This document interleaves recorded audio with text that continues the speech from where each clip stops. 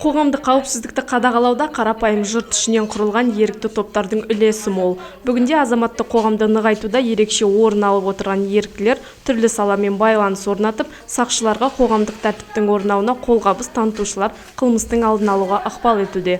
Осы ретте Степногорск қаласының полиция басқармасы шаһарымыздағы Доброе сердце Степногорск қоғамдық бірлестігімен меморандум жасасты.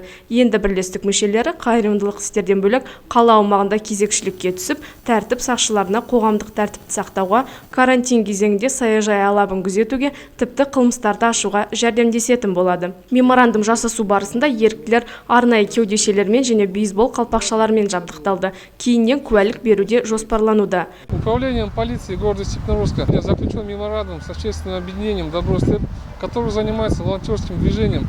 Степногорск қаласының полиция басқармасы волонтерлық қозғалыспен айналысатын Добро Степ қоғамдық бірлестігімен меморандум жасасты. Бұл іс-шараның басты мақсаты еріктілер бізге қоғамдық тәртіпті сақтауға көмектеседі. Енді аталған қоғамдық мүшелері біздің көмекшілерге айналады деп отыр полиция өкілі. Әрі қарай қоғамдық көмекшілер аудан тұрғындарын учаскелік инспекторлар туралы ақпараттандыру және интернет алаяқтардың алдын алу бойынша бірінші тапсырманы орындауға аттанды. Сегодня проводим акцию по предотвращению интернет-мошенничества. Раздаем памятки жителям микрорайона, также города. На сегодняшний день у нас участились случаи интернет-мошенничества. Это каким способом? По способу покупки того или иного предмета посредством интернет-связи, OLX и так далее, где люди продают от себя какую-то либо вещь, и наши граждане на это покупают.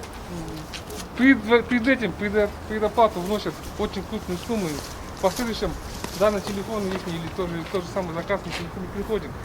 Не только это. Иногда у нас люди бывают, что даже передают мошенникам свои карточки, банкоматские карточки, удостоверения личности. В этой связи хотели вам тоже вручить памятку, чтобы вы своих друзей, тоже родственников тоже также оповестили.